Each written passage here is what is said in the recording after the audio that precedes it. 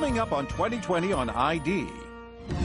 A family neighborhood and a second grader walking home from school disappears. The hunt continues for a little girl missing for almost 2 days. She is definitely endangered, and we do suspect foul play. As a mother pleads for her child, I love you, and I just want you to come home. the search uncovers a shocking truth. A neighborhood filled with known sex offenders. You're making my child walk in a jungle of monsters every single day. And families wondering, are there more predators lurking?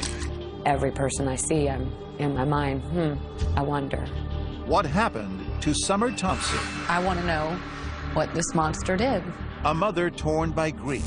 A community determined to help. We both looked at each other, and it was like we had to do something. And a killer with no place to hide. Watch out, we're coming.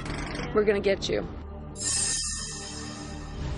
Welcome to 2020 on ID. I'm John Quinones. It is said that there's no greater bond than the one between a parent and a child. So when 7-year-old Summer Thompson didn't come home from school one day, her mother Dina began a desperate search.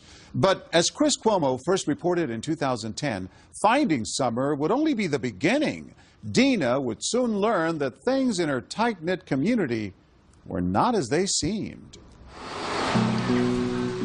It seemed like a page right out of the 1950s. Orange Park, Florida was a Norman Rockwell town where kids played on manicured lawns and lined up for the ice cream truck year-round, where neighbors chatted in each other's front yards and kept a watchful eye out for trouble. This was little 7-year-old Summer Thompson's playground.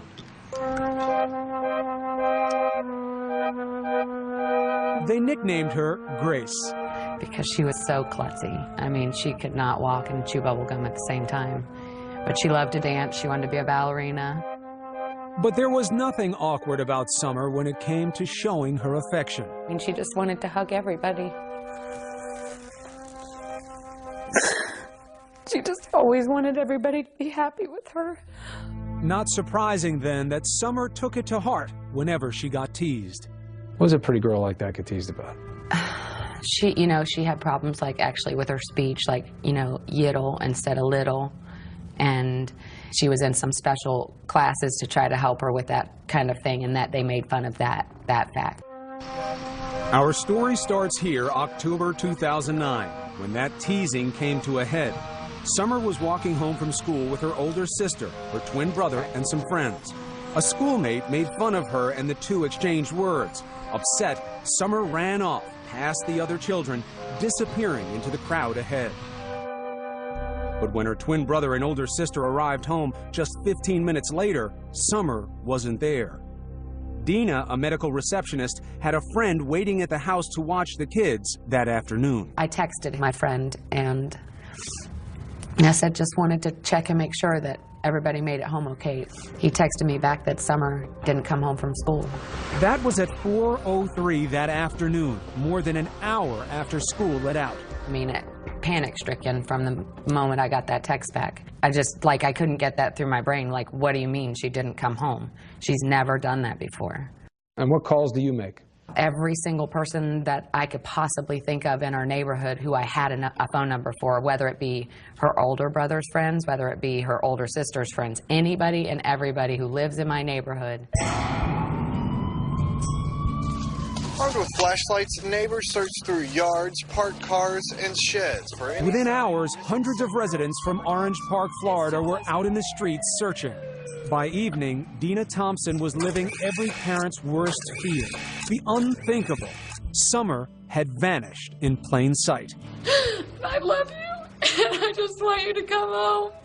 I just want you to come home. The mystery on everyone's mind, how could this have happened without anyone seeing a thing? Nothing. It's a bright and sunshiny day. It's 15-mile-an-hour school zone.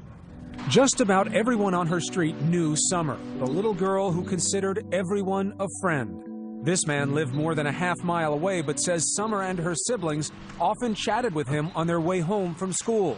They loved to play with his dogs. Very trusting. I hate to say it, but, she was the type of person, she didn't know no stranger. And the school crossing guard says it was hard to miss the little girl who always gave him a hug. But on that day, he says he didn't see her. She is definitely endangered, and we do suspect foul play. By nightfall, Dina Thompson was numb with fear. Summer was out there in the cold and dark.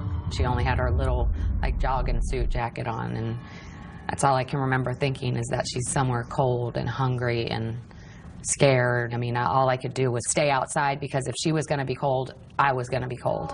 Through the night, neighbors kept hope alive, singing Summer's favorite song. You are my sunshine, my only sunshine. You make me happy. The 7-year-old is now the center of a nationwide Amber Alert, even though there is no confirmation she was abducted.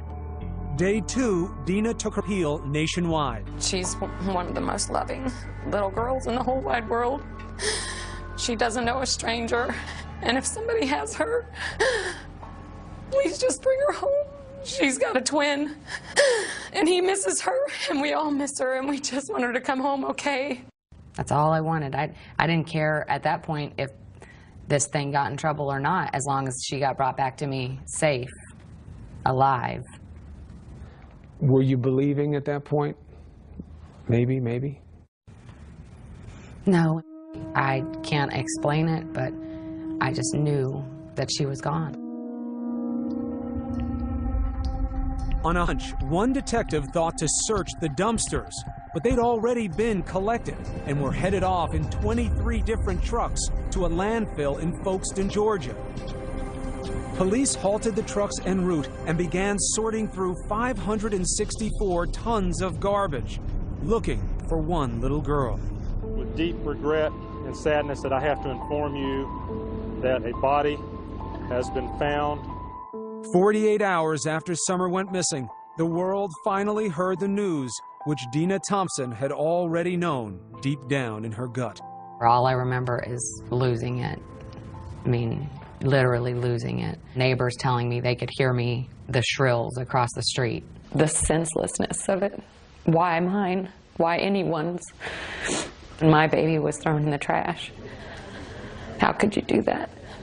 How could anyone do that? Pray for her. That she goes home. Within hours, police were on the trail of a monster. There is a child killer on the loose, and that's why we're going to catch this person and bring him to justice.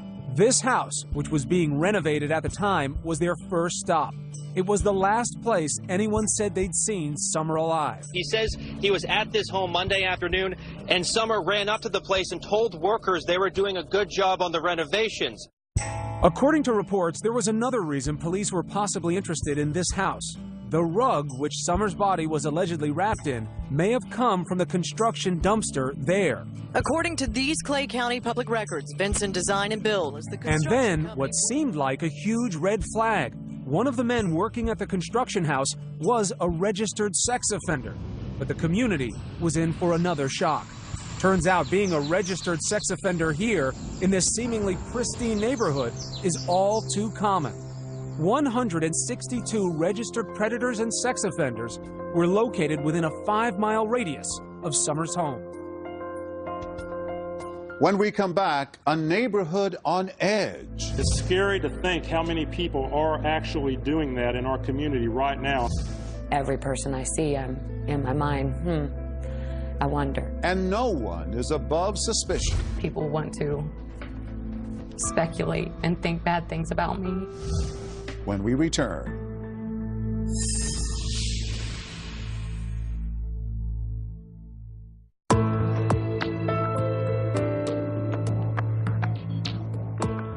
Seven-year-old Summer Thompson has vanished while walking home from school. As police continue their investigation, early clues point to someone nearby. But are they looking in the right direction? Once again, Chris Cuomo. As the hunt continues for a little girl. She was wearing a red jumpsuit. She had a red bow in her ponytail. The missing 7-year-old's mother pleaded for her daughter's return. You don't do this to a little baby and put my baby in the trash. After Summer Thompson disappeared, the residents of Orange Park, Florida were stunned to learn that their children had been walking through a virtual minefield of registered sex offenders each day.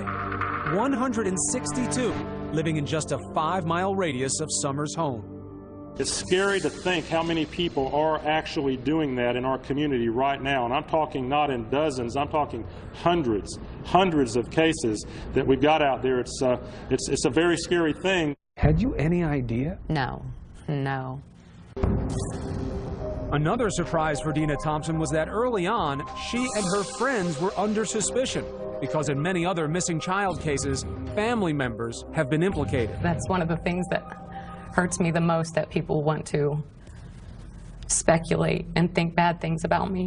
When it came out how many predators were in the neighborhood, Dina says she took more heat for being a single working mother who let her kids walk home themselves from school. But that decision was really made by the state of Florida. By law, because Dina lived less than a mile away from school, her kids weren't eligible for busing. Unbelievably, in Florida and 22 other states, registered sex offenders can live and work within 1,000 feet of a school. That makes no sense to me. You're making my child walk in a jungle of monsters every single day walking home from school. According to these Clay County public records, Vincent Design and Bill is the construction company working on the vacant home on Gano Avenue. George Vinson was one of those offenders. He worked at that construction house along Summer's route from school. But Vinson hadn't worked there that day, and his story checked out. The two men who had been there were also cleared. By all accounts, Summer had left this house alive. Within days, police had accounted for the whereabouts of all registered sex offenders in the area. But Dina Thompson couldn't shake the feeling that the killer was still nearby, watching. Every person I see, I'm in my mind, I wonder. Neighbors told us they too eyed each other with suspicion. Just it makes you just not feel comfortable and not feel safe in your own neighborhood. It's a shame. Several of them voiced concerns about an older man living just down the street, known as Grandpa Charlie, whom they said often took little girls for rides on his bicycle. But further investigation cleared Grandpa Charlie of any connection to Summer's murder. Police then turned their attention to another man. This one lived closer to Summer's school. There's only one house between the one where Summer was last seen and the corner where the crossing guard says he never saw Summer pass by. That home is owned by Richard Corpus. Come on, let's go. Corpus is a 55-year-old handyman who works out of his home and spends a lot of time talking to kids. I'm always outside. I mean, I see the kids in the morning, I'm loading up my equipment. I see them in the afternoon. I'm, coming in from cutting grass. I got lots of kids that pass by. We first met Corpus a few weeks after Summer was killed. We found him standing at the corner near his house, greeting children on their way to school. Here he is pulling out his new puppy from inside his vest. He says kids love dogs. I still will go out and greet kids and let them pet my little dog, because I think it brings happiness to the kids in the neighborhood. Corpus says he used to find Summer with her face pressed up against his chain-link fence. Just so the dog will go and lick her face. Because she always ran out to pet every animal. Dina knew her daughter was drawn to dogs, and it had always worried her. It would drive me crazy. I'd be like, Summer, I know you love animals, but you don't know these people, and there's bad in this world, and it would hurt Mommy so bad if you never came back, and my worst nightmare is here. Over the next month, police honed in on Corpus. He says they seized his computers and monitored his calls. I'm not a predator, but I can tell you this, every time the police walk in my house, I start shaking. I know they're following me.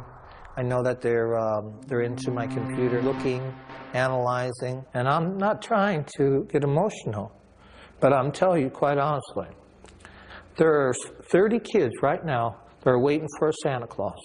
That's because Corpus usually plays Santa at the local Filipino club each year, but not anymore.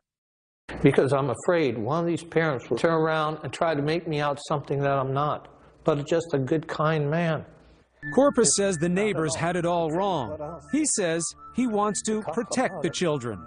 I really watch these kids. It's like when they come home from school, when they're going to school, like especially at the end of school. But, the reason I watch the kids is because I'm scared for their safety. When we get back, police keep Corpus in the crosshairs, but turn their attention in a new direction.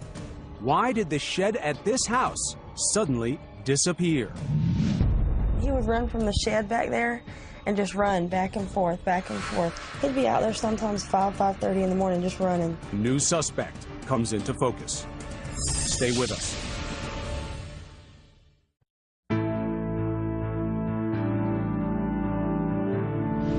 Since Summer Thompson's murder, police have focused on one possible suspect, but they're about to find another. Meanwhile, Dina reflects on her last moments with Summer. Once again, Chris Cuomo. This is Good Morning Jacksonville. Good morning out there, October 19th. This is Good Morning Jacksonville. Thanks for joining us. Nearly every detail of the morning her daughter disappeared is still vivid in Dina Thompson's mind. And what she remembers most is how Summer didn't want to go to school that day. She had Monday-itis a lot, you know. Monday-itis. Yeah. She didn't, necessarily want to go to school on Monday. Dina spent more time than usual getting Summer ready that morning. And she asked me to put her hair up, and I put her hair up in a red rubber band. But there's one detail Dina can't remember, and it haunts her to this day. I like to say that I told her I loved her. I'm pretty sure I did, and that I hugged her, but for some reason, I can't remember that part of it. But every one of those little acts that you did that morning is an I love you, isn't it? But not knowing if he actually said it. Cut a couple lawns and... But for police, it was what Richard Corpus was doing that day that concerned them over the next several months. Some found Corpus's alibi suspicious. He claimed he'd mowed the Lions Club lawn that morning, but that wasn't his usual day. He claims he got back home just as the children were getting out of school and unloaded most of his equipment into his garage, even though he was supposedly heading back out to mow another lawn. Corpus says he never saw Summer that day, but he does remember seeing Summer's twin brother and sister pass by. He says he was too busy to chat. And the little boy, I do believe was the twin, asked me, oh, can I have a ride on your trailer? No. Stay with the group, okay? I have to go. Corpus explains being in such a hurry by saying he went into his house to do paperwork for about an hour, then headed to the country to mow his friend's grass. Police would later search his truck for blood and fingerprints. But police were putting so much manpower into Corpus, they were missing something right under their noses. Investigators had spent most of their time on this house, Corpus's house, because the crossing guard at this intersection said he didn't see Summer. But what if he missed her? If Summer had moved just a little bit farther down this street, Gano Ave, just 2 houses down, there is a home that holds many secrets. Turns out police already had a sex crime investigation pending on a 24-year-old man named Jared Harrell, who lived in this house. But police didn't know that because he'd given them a fake address. It took this couple to put the pieces together. Hair stood up on the back of our necks. We both looked at each other, and it was like we had to do something. Rod Buchanan is a local landscaper. His wife, Lisa, is a nurse. 2 days after Summer's body was found, they were driving down Gano Ave. This is the house here. The vehicle was pulled right there in the driveway. When they spotted Jared Harrell's car at this place, just 3 houses down from the last place Summer was seen alive. Just a gut instinct, just get that sick, icky feeling. We got goosebumps. 2 months earlier, the Buchanans say their children had discovered Harrell's chilling secret. It started when they say they found he'd been stealing things from them while living at their apartment and asked him to move out. They say Harrell left immediately, but he left behind his computer. That would be a mistake. They decided to search the computer at that point, and that's when they found, it was right there on the desktop. It was no effort made whatsoever to hide the material. They told their parents they found child pornography on Harrell's computer, a lot of it. Our daughter and her fiance both are just extremely distraught over what they saw on his computer. Hardcore stuff. Yes, sir. Stuff that our children shouldn't have seen. Should have never had to see. As soon as they made the alleged discovery, Rod took his wife and daughter to the police to turn over the computer. Flash forward 2 months to October. And then you hear of really profound tragedy. Summer disappears. Yeah. And did you know when you got that news about Summer where Harold was living, that he was on Gano Avenue at the time? You know, it's like surreal. You see this child went missing and your heart just goes out for that family and you don't think anything about you or your family at that point. And then we started thinking about it and we're like, wait a minute, Jared lives over there. Rod and Lisa say they drive by Harold's mother's house on Gano Avenue and discover his car parked outside. We both looked at each other and just go, oh, wow. At the time, police were still combing the area for clues to Summer's killer. Rod and Lisa say they drove to the command center and spoke to the lead detective. We informed him that our children had turned in a computer that contained a lot of child pornography and that Mr. Harold was being investigated by the sex crimes unit. So was the detective able to tell you whether or not they had put this together before you gave him information? No, they had not. He was being investigated on child porn only. And not only did the police not know what you knew, but they had been misled by Harold. Correct. And couldn't place him in the vicinity of Summer even if they'd wanted to. Correct. Correct. Public records show Harold's family had moved out weeks earlier, but neighbors say Harold was still coming and going from the house on Gano Ave even after the family moved. Still, could police put Harold in the house the day Summer disappeared? The holidays arrived and Dina Thompson still had no face to put on the monster who killed her little girl and threw her in the trash. What is the hardest part in all of this emotionally for you to deal with? Just knowing that I'm never going to get to see, you know, her look up at me and smile. I feel like I'm stagnant water. I'm in neutral. I can't move forward until I have some of these answers answered for me. I have to know for my own peace of mind what happened to her. You don't think knowing some things like that could destroy you? No, I think that what I have built up in my mind can't be any worse than what they're going to tell me. Just a few blocks away, detectives were still keeping surveillance on Richard Corpus and waiting for his DNA results from the lab. But in early January, police got some news. Richard Corpus's DNA was not a match. That moved Jared Harold to the top of the list, and investigators set out to get his DNA for testing. But in many ways, Harold seemed an unlikely suspect. It appeared he came from a civic-minded family, well regarded in the community. His stepfather, General Daly, had been highlighted on a local station for his volunteer work during emergencies. General Daly is part of the Duval County Amateur Radio Emergency Services. And Harold's mother, Annis Daly, was a marketing manager for a local chamber of commerce. Her business profile boasts a loving family. But nobody knew the unimaginable truth about Harold's family life and why 21 years ago, a Mississippi judge had ruled his mother unfit and her children had been taken away. The incident made national tabloid headlines in 1989 because Harold's mother, then known as Annis Mizell, had fallen in love with her boss, Joe Newman, a self-styled inventor who claimed God had told him to marry Annis's 8-year-old daughter. He said, "You will accept the love of this young child, or I'll take your son to be with me."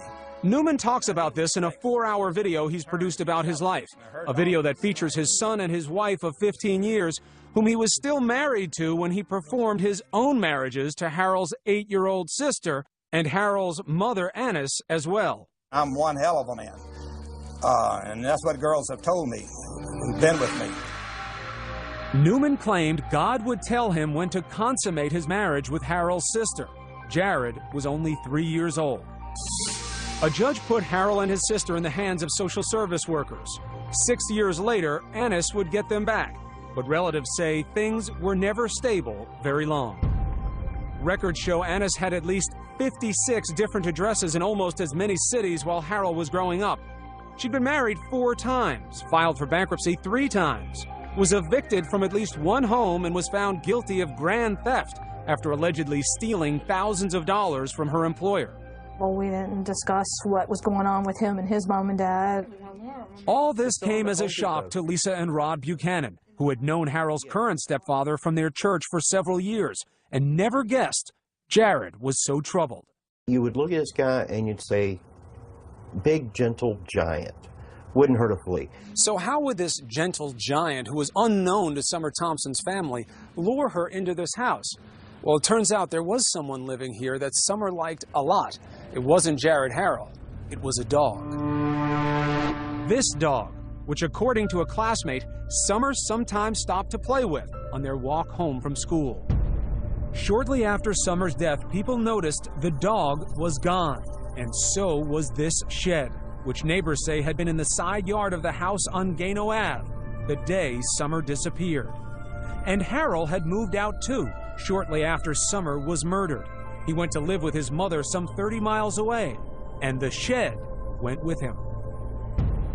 According to his new neighbors, Harrell was acting strangely from the start.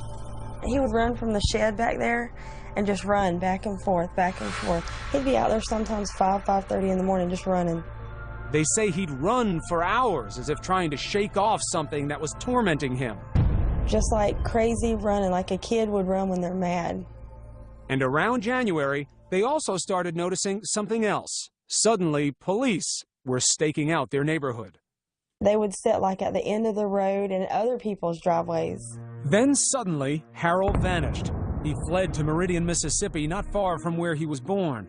He'd gone to stay with his aunt, who, according to her postings on the internet, is a self-proclaimed artist of the macabre, exhibiting a fascination for death, tortured bodies, and mutilation.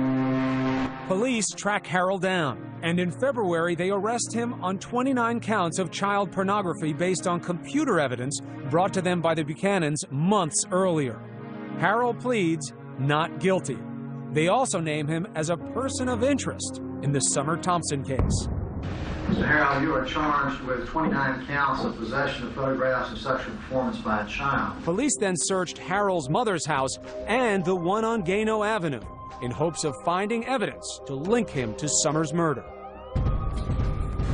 When we get back, the questions begin to mount. Why hadn't police gotten Harrell off the street before that fateful day when Summer passed by? And Harrell's mother makes a surprising jailhouse call. And the thing is that I'm your alibi, so I have to be real careful. Stay with us.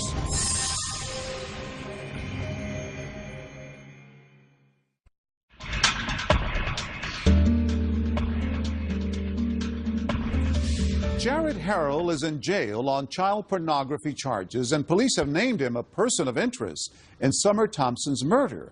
But why had it taken so long to arrest him? And would authorities find enough to prove their case? Once again, Chris Cuomo. Police worked late into the night as they searched both houses where Jared Harrell lived, looking for evidence to link him to the murder of Summer Thompson. I never really noticed him. I never really suspected this guy. 2 houses away, Richard Corpus, the man who police had suspected for months, was breathing a sigh of relief. If I didn't have a family, I'd probably be dead. I probably would have killed myself around Christmas. Because that's how deep it got to me. Because I couldn't clear my name. In the meantime, Jared Harrell was sitting in a Mississippi jail on $1 million bond. A few days after his arrest for child pornography, Harrell's mother gives him a call. Keep your chin up, keep your mouth shut, and get an attorney. Trying, just don't believe anything. Honey, I don't believe anything. Trust me. And the thing is that I'm your alibi, so I have to be real careful. Police records say Harrell and his mother both claim they were together during the critical hours that Summer disappeared. So who was this 24-year-old who still lived with his mother and depended on her financially? Relatives say Harrell had always been overweight and slow in school. He'd often been picked on, even by his 2 younger stepbrothers. His MySpace profile, taken down just before the arrest, paints a picture in contrasts. There was the 250-pound kid who could laugh at fat jokes on YouTube videos. Is this bass really strong enough? And then glimpses of someone who can't take it anymore, seemingly wanting revenge. Tops on his playlist a song called Waking the Demon, in which the victim of bullying is transformed by blind rage, viciously attacking and killing his tormentor. A peek into the mind of someone who's about to snap, or nothing more than just teenage angst. We were lucky that when they threw him out that he didn't go off the deep end and kill him. To be honest with you, that's what I thought. Rod Buchanan's daughter, Katie, was Harold's former roommate. He says when Katie turned in Harold's computer 2 months before Summer went missing, she told police she feared Harold might have done more than just look at those pictures. He might have known some of the children. After all, Harold had plenty of access to kids. He babysat the children of family members, and they lived in a neighborhood filled with young children. But it would take 6 weeks before police would get a search warrant to look at Harold's computer. And several more months would pass before they searched Harold's home, even though they'd been tipped off by the Buchanans that Harold lived nearby. Turned out Katie's fears were real. Right, remain silent. Anything you say, County, will be used against you. Police say they found Harold's camera containing a video with horrifying images of Harold molesting a 3-year-old child. The victim was a relative. Harold was charged with 26 more counts, including molestation. Again, he pleaded not guilty. The mother of the child he'd molested recognized where the alleged crime took place, in Harold's bedroom on Gano Ave. And the question on everybody's mind was, what took police so long to get Harold off the street? What if they had acted sooner, when the computer had first been brought to their attention back in August? Would Summer still be alive? Of course he could have been off the streets. He could have been. Tammy Lears is a computer forensics expert who's worked on several high-profile cases involving child porn. She says the concern that Harold might have known at least one of his victims should have been an immediate red flag. That is probable cause in all of the cases I've seen. That was enough to look. That was enough to go in and get a search warrant so that they could do a forensic preview. Lears says what makes this case different is that police had a tip that Harold might have been molesting someone he knew. They should have acted immediately to see whether there was a child in danger. Because as it turns out, that was true. 2020 repeatedly asked the sheriff's office for an interview about their investigation. They declined. But police issued a statement saying they followed protocol.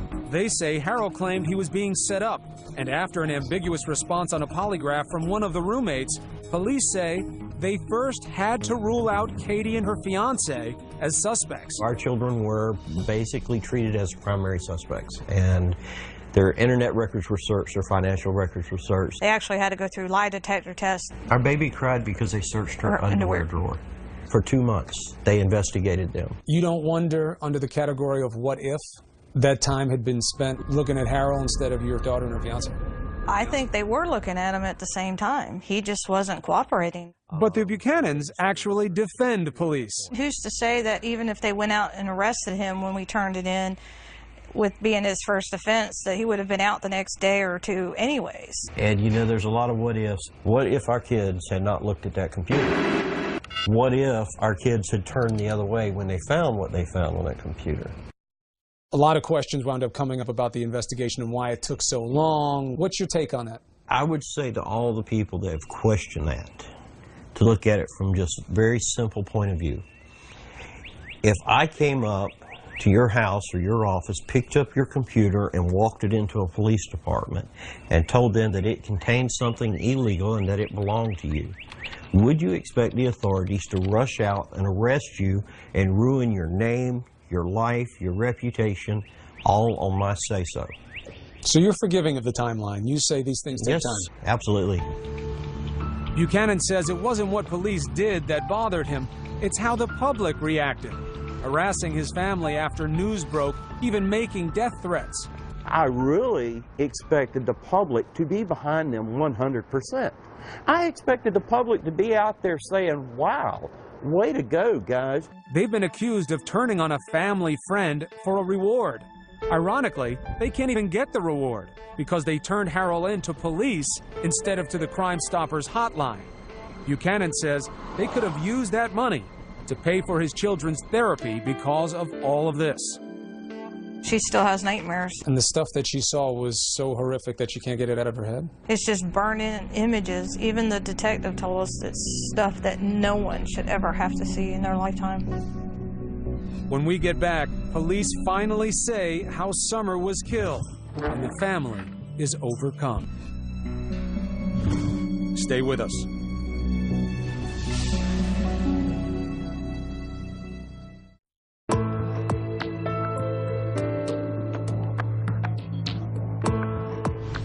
Watch out, we're coming. We're gonna get you. This was Dina Thompson just days after Summer disappeared. And this was 5 months later, after news broke that Jared Harrell had been charged with the murder of her little girl. Jared Harrell, we got you, and you ain't getting away. Police said they had a DNA match along with other forensic evidence. He contacted Summer as she was walking home from school. We have evidence that will show that Harrell assaulted Summer and killed her and dumped her body in a dumpster, which ultimately ended up in a landfill in Folkestone, Georgia.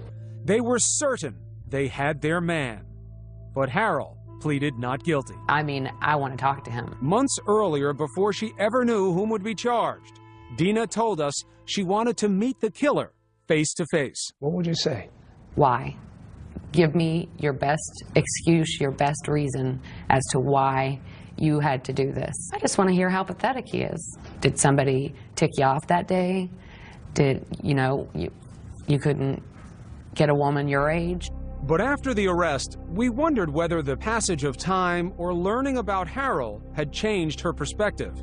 Does it help you understand where he got it from, how he got to this point? No, I don't feel sorry for him. You make choices in life. And all of us go through trials and tribulations. I've been through similar circumstances in my life. You make choices. Stop the cycle, end the abuse. Don't do this. After Harrell was charged, Dina finally did get a few answers, but they were difficult to hear. Just hearing asphyxiation, that's enough to destroy you. To break you down. While Dina was talking, her sister was overcome and fainted. At the press conference, your own family couldn't take it, hearing it. You still have a desire for detail with something like this? I have to know. And I feel like I deserve to know the intimate details of what happened to her. She was my baby, she was my responsibility, and I want to know what this monster did. I was there when she came in, and I want to know if she had to suffer when she went out. And after all the shocking information this manhunt has unearthed about her neighborhood, Dina told supporters, I'm glad he's behind there, but there's many more lurking in the depths, and that's what we've got to try to figure out, how to get to them. Nobody's safe. What hurts the most is that as a parent, I feel like I failed. Do you blame yourself? Absolutely. Why? Because I'm her mother and I was supposed to protect her. I was supposed to keep her safe. And I failed at that. You failed. You failed by sending her off that morning, doing her hair and telling you that you loved her and sending her with her brother and sister like you did every other day? I know that it doesn't make sense. It doesn't have to make sense though, right? Not to a mom. But at some point you have to let that go, right? I guess eventually, I don't know when that'll be. Dina says right now she wants Harrell to get the death penalty, but she finds little comfort in seeing justice served. You set yourself up to think that it's going to make it all better. You're going to be normal again. And I won't ever be normal again. My normal. Dina says she has a new normal, advocating for children. Yes. She wants laws changed, allowing Amber Alerts to be issued sooner, getting predators away from schools, and allowing all children to ride the school bus. God's given me a big mouth, and I plan on using it To start, Dina kicked off the newly formed Summer Thompson Foundation at a benefit concert. I am officially reclaiming our children's innocence and their safety. These animals will not get us, we'll get them. Justice for Summer means justice for children. She says it was a moment of healing for the whole family, especially hearing this from Summer's older sister, Abby. Just know that Summer's never going to be gone. She's always going to be in your heart. And it was a moment of triumph, too, when Abby and her brother sang their tribute to Summer.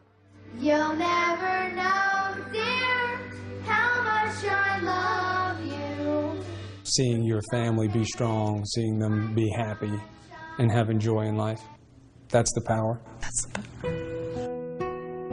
And for Summer's twin, a mother's special wisdom to help him carry on. He's asked me, do you think that she has her invisible eyes where she can see through the roof and see through the top bunk and see me?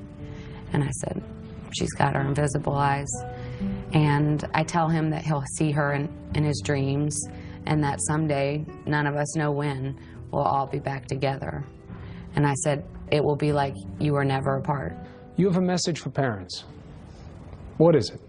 What do you want to tell parents like me? Your child could be taken in the blink of an eye, and you'll never see them again. And that is the worst feeling I can even imagine. If they want to do something with you and you think they're going to make a bigger mess, so what?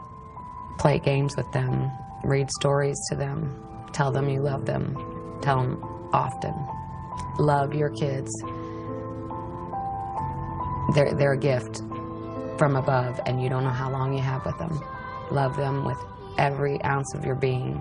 Please don't take my sunshine away.